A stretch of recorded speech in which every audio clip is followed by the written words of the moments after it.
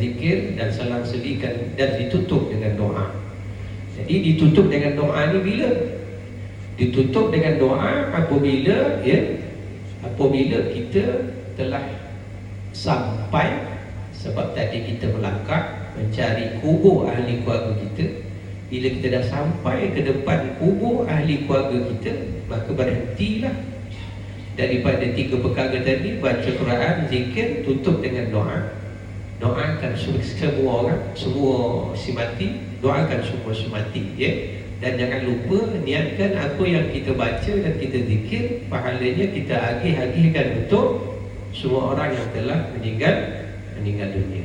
Itu di antara adab yang telah kita sentuh pada kuliah kita yang terdahulu. Baik, seterusnya memberi salam yang kedua. Itu saya kata ada ulama istilahkan kepada salam yang pertama, kedua, ketiga, keempat. Ada 4 kali bagi salam tuan-tuan, ya. Salam yang kedua, salam khusus. Salam yang pertama, salam umum.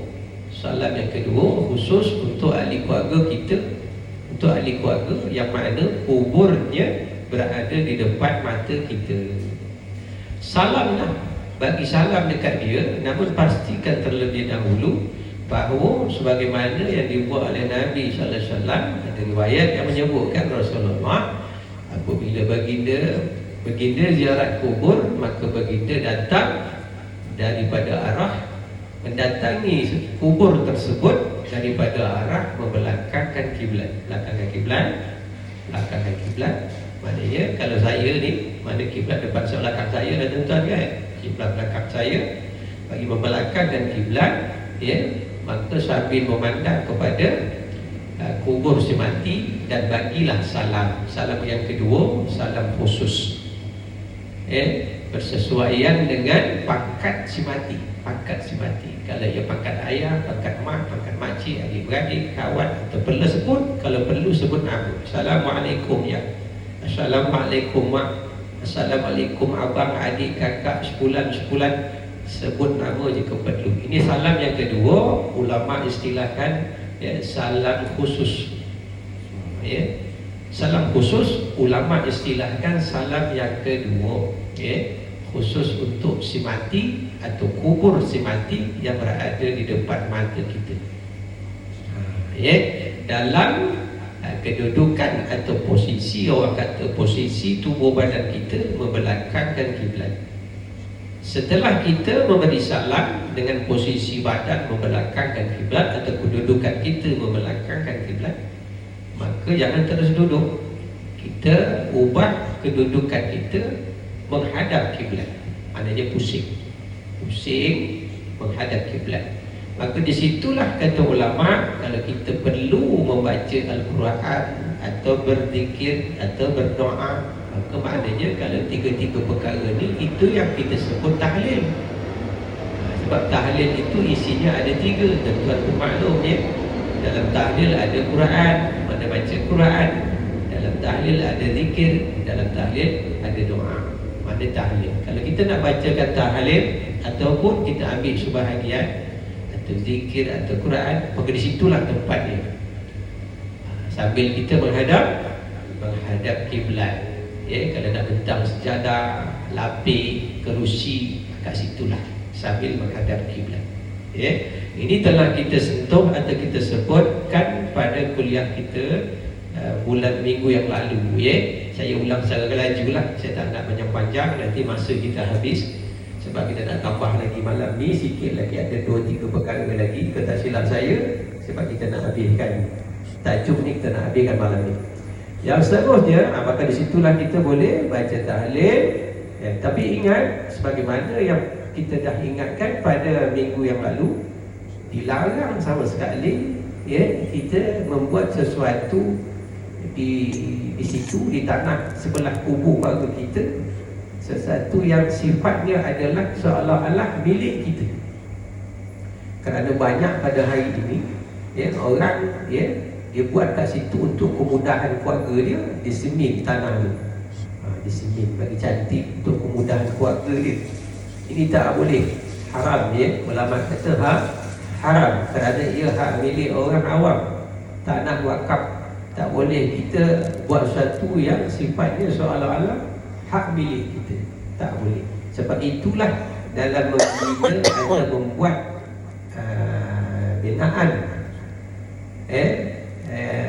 melebihi daripada apa yang seperlunya ni, sebagaimana yang dijelaskan oleh mufti-mufti kita.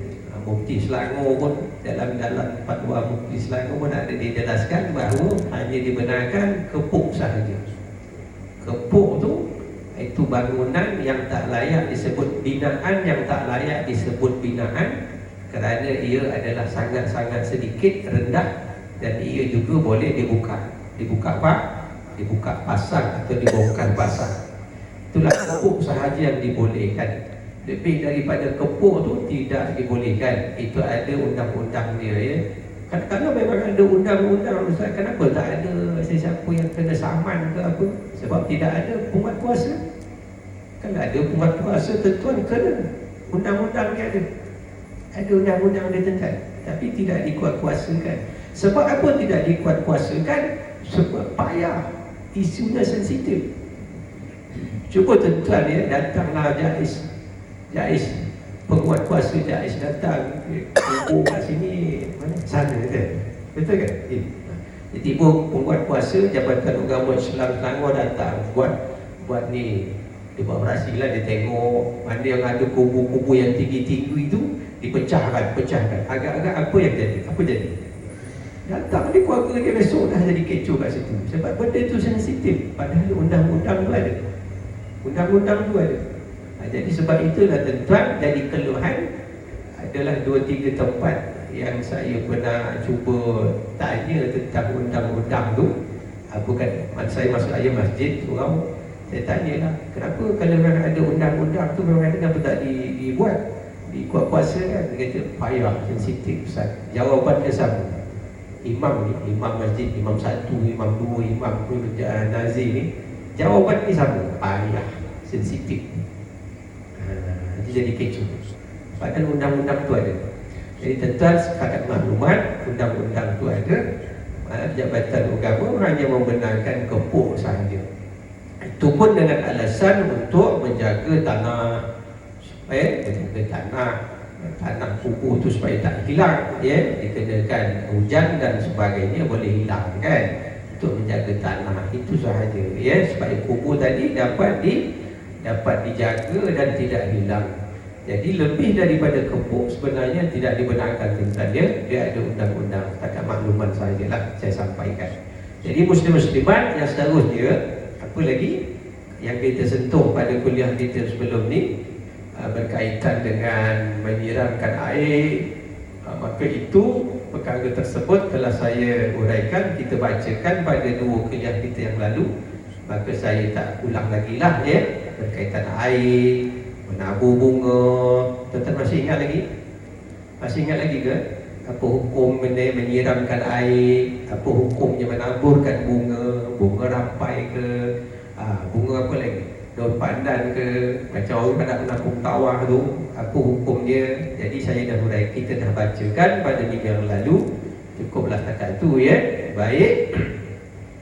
Apa-apa pun, ya, pernah Rasulullah menyiramkan air di atas kubur putera baginda Sayyidina Ibrahim, ya, ketika baginda ziarah kubur. Ada riwayat tersebut, ya. Jadi hukumnya ada, ya. Kemudian kita tak ulang-ulang lah. Kemudian apa lagi? Memeluk. Ini kita seterusnya kita nak tambah tentang berkaitan memeluk, mencium kubur atau batu nisan. Ini nak tambah lagi. Apa hukum mencium, memeluk batu nisan tu kan? Ada sebagian orang ni kalau dia ziarah tu, dia tolong, dia cium batu nisan. Apa hukumnya? Tu kan, Jadi dalam hal ini, ulama kita mazhab Imam Syafi'i menyebutkan bahawa perbuatan itu boleh jatuh tasabbuh. Man tasabbaha biqaumin fahuwa minhum. Siapa yang melakukan sesuatu perbuatan yang menyerupai orang kafir, maka jatuhlah ia perbuatan, berdosalah ia kerana mengikut perbuatan mereka. Jadi kalau orang yang kita lihat, orang yang memeluk batu nisan, mencium batu nisan, atau batu daripada bahagian kubur dicium, dipeluk, itu perbuatan itu terletak kepada sikap atau niat seseorang. Itu hukumnya dekat situ. Kalau perbuatan itu saja-saja, maka perbuatan itu adalah perbuatan yang dimaafkan. Perbuatan yang tidak berdosa dimaafkan, saja-saja nak peluk. Namun apabila perbuatan itu, kata ulama, seolah-olah ia di saat itu teringat kepada orang-orang yang bukan Islam dan terbawa-bawa hati atau niat, terbawa-bawa untuk mengikut perbuatan tersebut, maka jatuh tasabbuh. Apa hukum tasabbuh? Haram, dosa besar. Sebab apa? Sebab kita melakukan sesuatu perbuatan yang dibuat oleh orang kafir. Tak boleh. Sebab itu kata ulama, perbuatan mencium batu nisan atau memeluk sebahagian daripada pusara atau kuburan, tak kira batu dia ke, batu depan, batu sebelah kiri kanan, maka kata ulama kita, tuan-tuan, perlu saya ingatkan, apa kata ulama? Ulama kita mengingatkan kalau boleh elakkan. Tuan-tuan, ulama kita kata elakkan. Sebab apa? Takut jatuh kepada tasabbuh. Makna tasabbuh mengikut perbuatan orang kafir, jadi haram. Tuan-tuan, ramai kita tengok dipeluk, dicium, betul tak? Betul kan? Dipeluk dia muslimah, ada ramai yang cium. Baik. Kemudian yang seterusnya kita nak tambah apa lagi? Berkaitan tentang menulis sesuatu ayat daripada Quran di batu nisan, sebagaimana yang telah menjadi budaya kita orang Melayu. Orang Melayu memang ada, setiap batu nisan ni memang ada tulisan surah Al-Fatihah kat situ. Walaupun sekarang ni dah mula berkurang sebab kemudahan internet dan lain-lain, dia boleh mengaji dengan dia mengaji, walaupun tak datang ke surau, tak datang ke masjid macam dulu, tapi sekarang ni sangat mudah, hanya dalam telefon boleh dengar kuliah, boleh dengar ceramah. Jadi sebab itu dah mula berkurang. Namun masih ada yang menulis surah Fatihah di batu nisan. Jadi apakah hukumnya perbuatan tersebut? Jadi dalam hal ini kita ambil sahajalah ulama daripada kalangan yang berpuasa memberi fatwa. Sebab kita duduk dekat JAIS Selangor, apa fatwa Jabatan Agama Islam Selangor, maka perbuatan itu disuruh tinggalkan. Tuan, Jabatan Agama telah berfatwa, tinggalkan. Jangan tulis surah Al-Fatihah dekat batu nisan. Banyak tak tu? Banyak, ramai tak orang buat? Ramai kan? Ramai tu batu nisan tu ada Fatihah kat situ. Jangan tulis. Kenapa dilarang? Maka alasan-alasannya di antaranya perbuatan itu boleh mengarah akibatnya ke masa depan, ke masa yang ke depan boleh mengarah kepada penghinaan atau penodaan kepada surah Fatihah atau Al-Quran. Contohnya apabila berlaku ada burung inggap, dia berak ke atas tu, kena tulisan Al-Fatihah, maka berdosalah orang yang membuat. Yang kedua, ada orang sekarang dah biasa kebiasaan, dia duduk atas itu. Kemungkinan ada yang berani duduk, maka duduk atas tulisan surah Fatihah, maka berdosa orang yang membuat, yang menulis, berdosa ahli keluarga, berdosa juga orang yang duduk. Sebab itu perbuatan itu kena berfatwa Jabatan Agama supaya ditinggalkan. Cukuplah setakat menulis akan nama si mati dan tarikh lahir atau tarikh meninggal dunia. Jadi tuan kalau boleh tinggalkan. Tapi kalau betul dia. Kadang-kadang kalau sebulan 2, setahun 2, jadi tidak mustahil hingga burung. Ustaz burung hinggap. Hinggap dia umpama dia betul lisan lah. Burung hinggap, berak kena kebetulan tulisan Fatihah. Ada orang yang membuat berdosa je lah. Berdosa lah.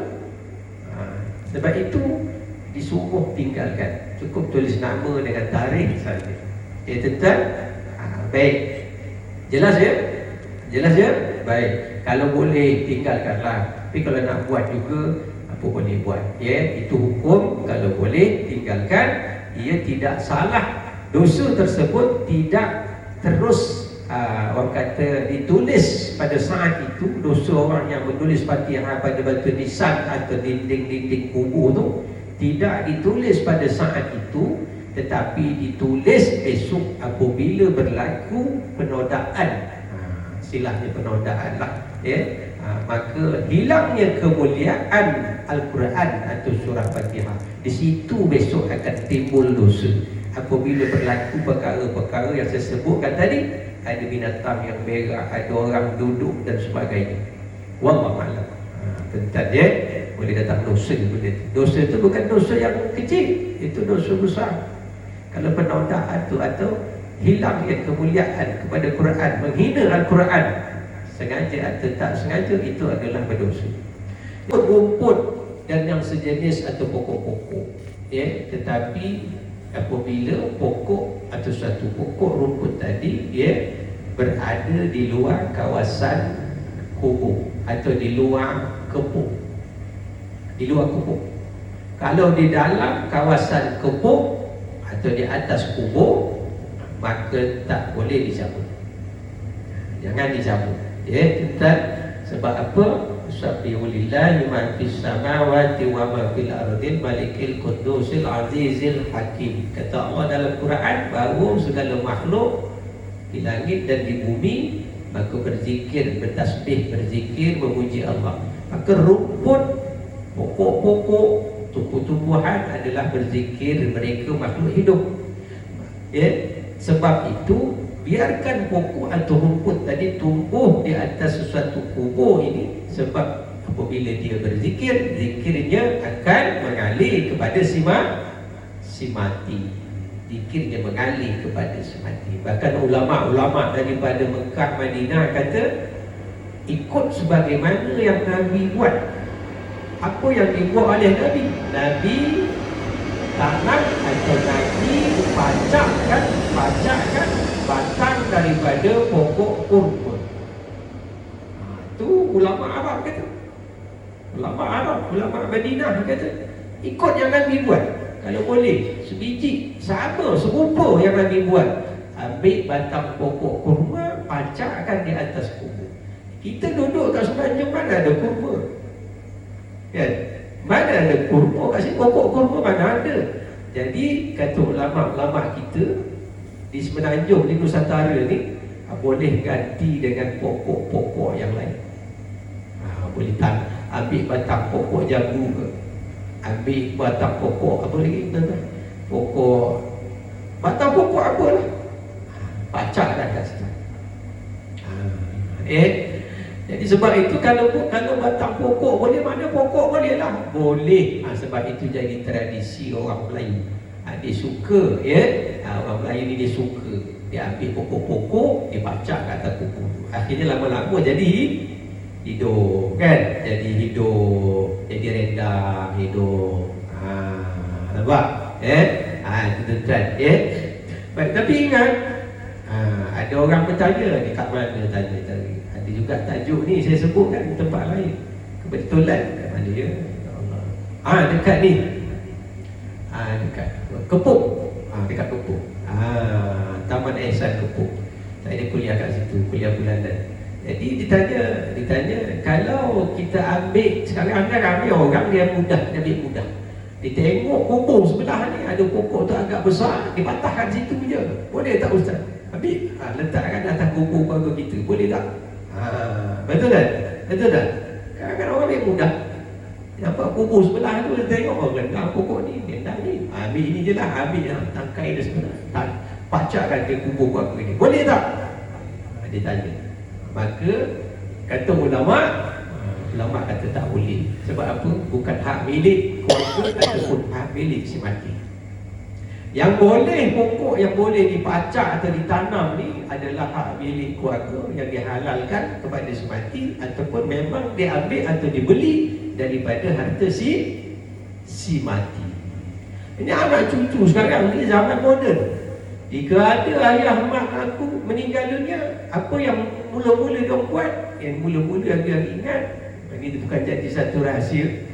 Apa dia? Nak agih-agih cepat, nak faraid. Nak faraid.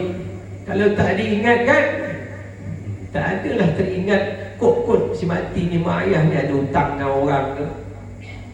Anak-anak sekarang nak faraid cepat. Di luar lah, bukan anak tentuan lah ya. Bukan anak tentuan lah, di luar sampai bergaduh pun ada. Betul? Bergaduh. Tak ingat satu benda, keluarkan duit semati sebelum faraid. Apa dia? Tentang hutang dia. Tanya orang sekeliling, tanya orang kampung, tanya sahabat, tanya jiran, ada tak ayah mak ayah satu semati ni berhutang dengan siapa? Itu dulu ya, itulah dulu. Kemudian apa dia? Belikan apa yang dibeli. Contohnya macam tadi tuan, belikan keperluan kubur si mati, belikan kepuk dia, belikan nisan dia. Jangan tekor nak faraid, ini cepat-cepat nak faraid. Belikan kepuk, kubur, nisan dia, semua daripada harta duit si mati. Yang seterusnya, yang ketiga apa dia? Belikan pokok dari duit si mati. Jangan patahkan pokok kubur sebelah. Itu hak milik orang. Hak milik orang, tapi di atas kubur juga, memang atas kubur, tapi itu hak milik orang. Bukan hak milik si mati, ataupun bukan hak milik keluarga si mati. Itu tuan. Jadi tuan, kalau saya tanyalah ya, ada tak orang sekarang, anak-anak sekarang, kalau mak ayah dia meninggal dunia, ada tak dia belikan duit mak ayah dia tu sebelum faraid, dia beli pokok dulu. Dia kata pokok dia besok dia nak tanam atau kubur mak ayah dia. Ada tak? Saya rasa payahlah kan? Tak payahlah. Tak payahlah tuan. Ni. Jadi kebaikannya untuk semati, pokok tadi berzikir. Kata Allah Ta'ala, pokok berzikir. Nah, pokok sebahagian daripada makhluk hidup. Maka pokok itu berzikir, pahalanya untuk semati sebab dia hidup di atas kubur si mati. Maka hendaklah pokok itu ya hasil daripada harta yang halal. Adakah dibeli daripada harta semati ataupun dibeli daripada duit ahli keluarga semati yang dia halalkan untuk semati. Tuan, itu muslim-muslimat perlu diingat. Kadang-kadang anak-anak sekarang zaman moden ni dia tak ingat benda tu. Ini kan pula ramai di sana anak-anak sekarang ni tak mengaji, dia tak tahu. Pokok biasa dipatahkan dia pokok sebelah. Itu letak dia ke kubur mak dia. Dibaca dia kubur ayah dia. Berdosa lah. Pun tak berdosa. Walaupun kubur sebelah aja dia pun pokok dia patah sikit je letak. Sebelah pun itu hak milik dia. Bukan hak milik si mati atau keluarga si mati. Tak boleh. Itu jatuh mencuri. Betul ya?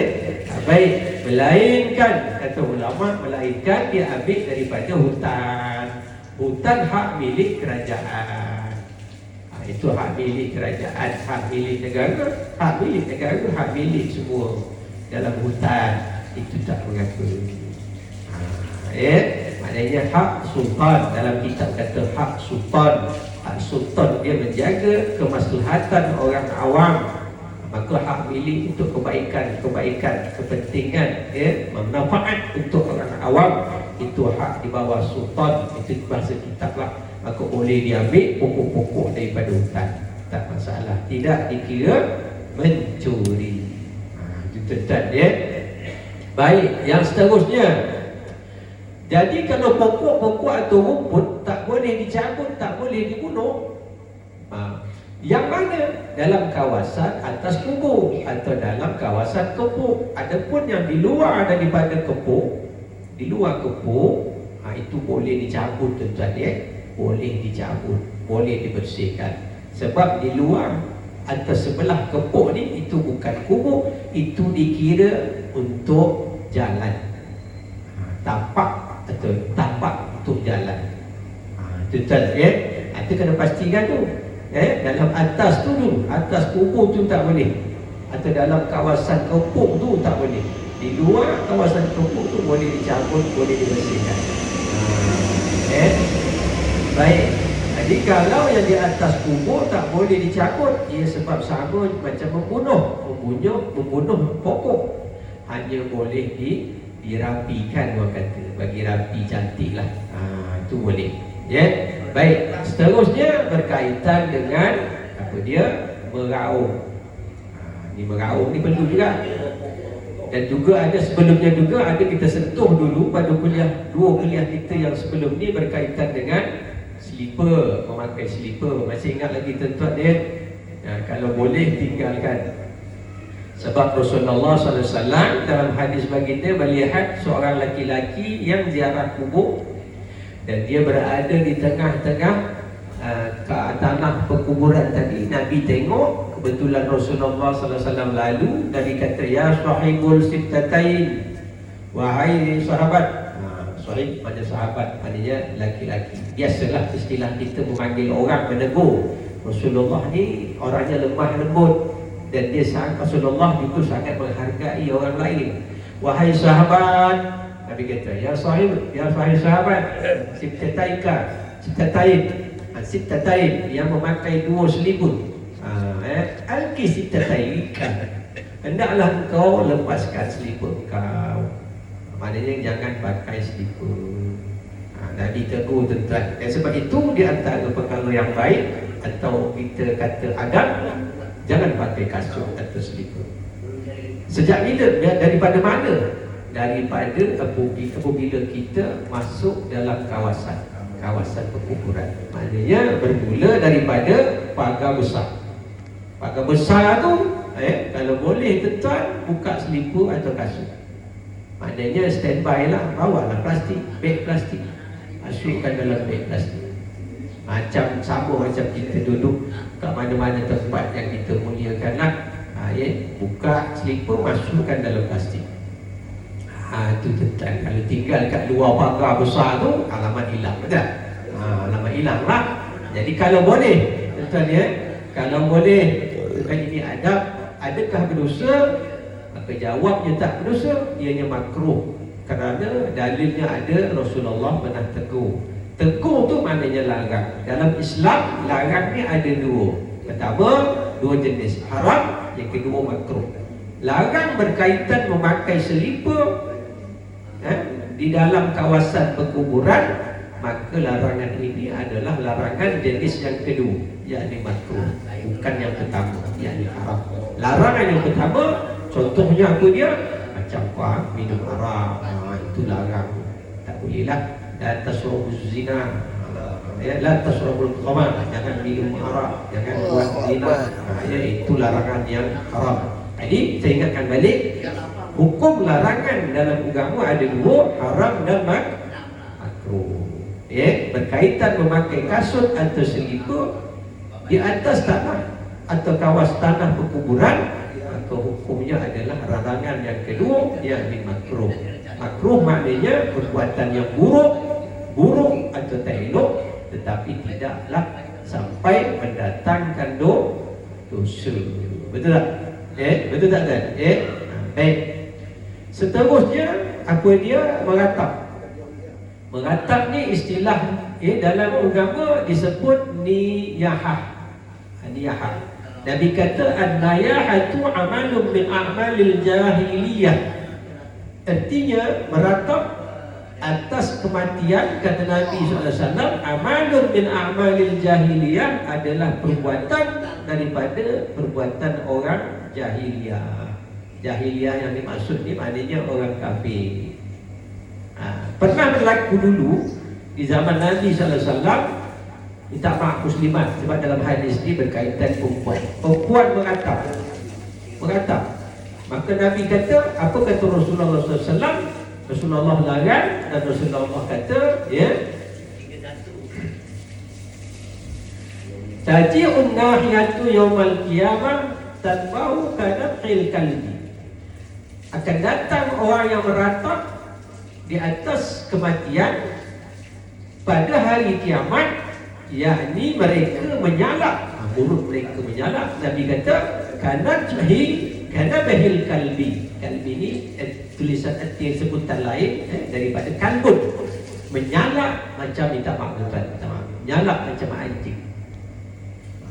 Nampak kan? Jadi menyalak ni, dalam meratap atau menyalak ini, kata Imam Nawawi rahimahullah taala, ya, menyalak ini ada dua jenis. Ada dua jenis tuan-tuan dia. Kalau tengok dekat sini disebutkan oleh ulama ada dua jenis orang yang meratap ni, ada dua jenis. Yang pertama yakni nab, ya. Yang kedua nauh. Nampak? Nab dengan nauh. Nab dengan nauh. Apa nab? Apa nauh? Nab ini meratap dengan menyebutkan kebaikan atau pangkat semati, atau kebesaran atau kebaikan, kemudahan ataupun kemuliaan, atau juga boleh diartikan kebesaran atau pangkat semati.